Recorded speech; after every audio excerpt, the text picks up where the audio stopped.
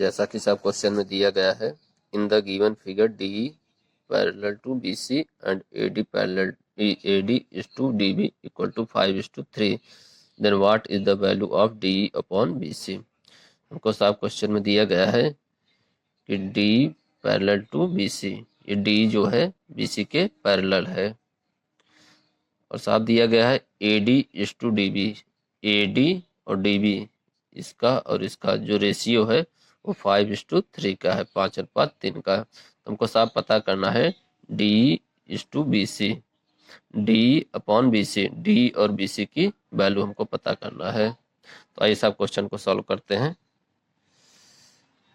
सबसे पहले साहब हम नोट करते हैं जो हमको दिया गया है क्वेश्चन में।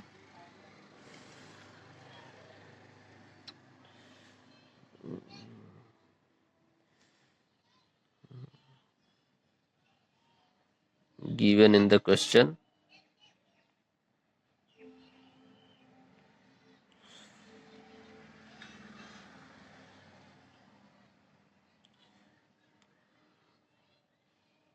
AD upon DB equal to 5/3।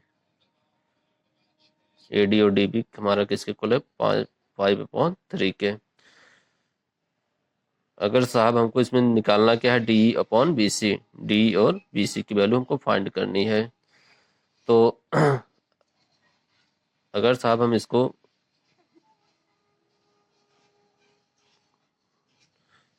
साहब हम क्या करते हैं, उल्टा कर देते हैं, तो डी अपॉन ए डी हमारा क्या हो जाएगा, 3/5।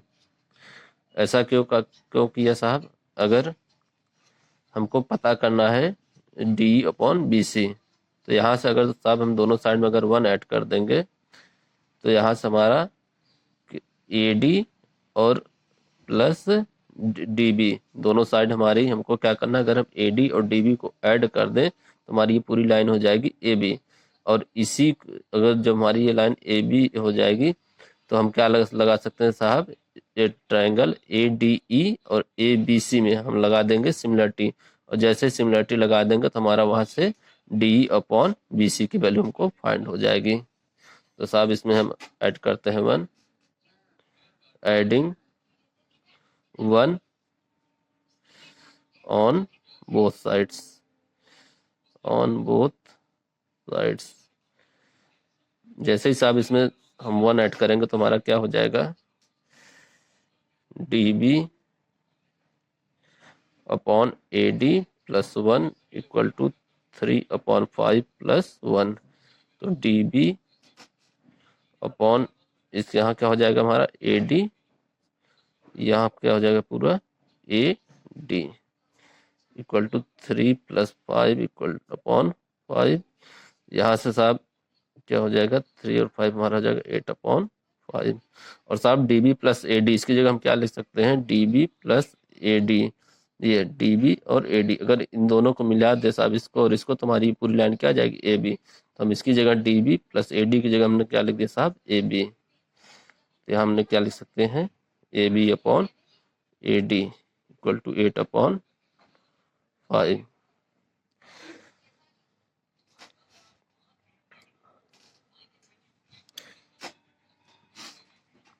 अब साहब हम क्या करते हैं, इसी को फिर एक बार हम रिवर्स कर देते हैं। तो यहाँ से A D upon A B equal to क्या हम लिख सकते हैं, 5/8, 5/8। अब साहब हम क्या करेंगे, अगर इन दोनों ट्रायंगल में हम देखें, ट्रायंगल ए डी ई और ट्रायंगल ए बी सी में, यहाँ साहब लिखते हैं in triangle A D E and triangle A B C. तो हमको साहब दिया गया है डी और बी सी हमारे क्या है, पैरेलल है। तो साहब अगर डी और बी सी हमारे अगर पैरेलल है तो ये एंगल और ये एंगल हमारा क्या होगा, कांग्रुएंस एंगल होगा। और कांग्रुएंस एंगल अगर दो लाइन पैरेलल हो, एक लाइन ट्रांसवर्सल का काम करती है, तो कांग्रुएंस एंगल हमारे क्या होते हैं, इक्वल। तो यहाँ से हम क्या कर सकते हैं कि angle A D E equal to angle A B C. उसी तरह से आप यहाँ से क्या कर सकते हैं कि एंगल ए ई डी ये एंगल और एंगल ए सी बी ये एंगल, ये दोनों भी क्या होंगे, कांग्रुएंस एंगल होंगे, और कांग्रुएंस एंगल हमेशा क्या होते हैं, पैरेलल लाइन में इक्वल। तो साहब ये एंगल इसके इक्वल हो जाएगा और ये एंगल इसके इक्वल हो जाएगा, और ये एंगल देखा जाए तो साहब ADE और ABC दोनों के लिए क्या है, कॉमन है। तो यहाँ से साहब हमारी सिमिलरिटी लग जाएगी A similarity, angle angle angle similarity. तो एंगल एंगल सिमिलरिटी से हम क्या कर सकते हैं साहब कि DE अपॉन BC की हम वैल्यू फाइंड कर लेंगे।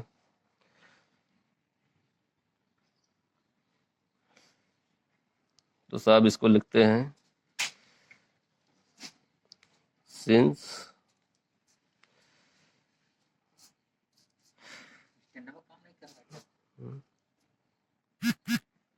ADE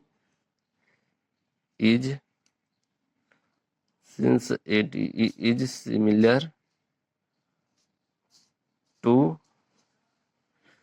ट्रायंगल ABC, चूंकि ADE और ABC क्या है, सिमिलर है।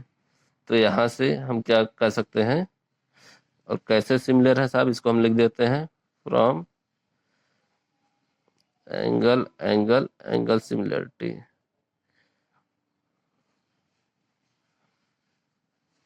एंगल एंगल एंगल सिमिलरिटी से, तो साहब जब एंगल एंगल तीनों सिमिलरिटी हमारे लग जाएगा तो हमारा क्या हो जाएगा यहाँ से कि AD upon DB equal to DE upon DC। तो यहाँ से हम लिख देते हैं AD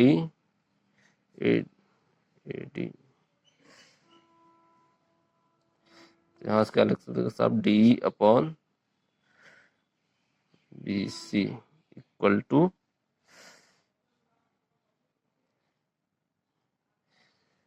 AD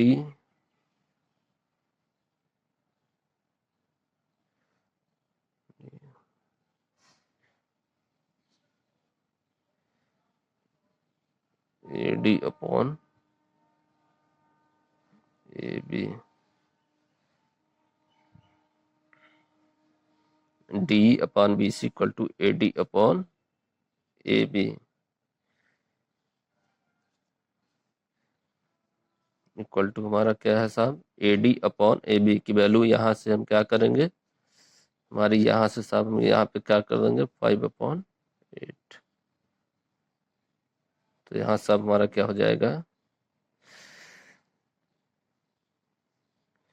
DE upon BC equal to हमारा क्या हो जाएगा, 5/8। तो साहब हमको यही क्या करना था, फाइंड करना था।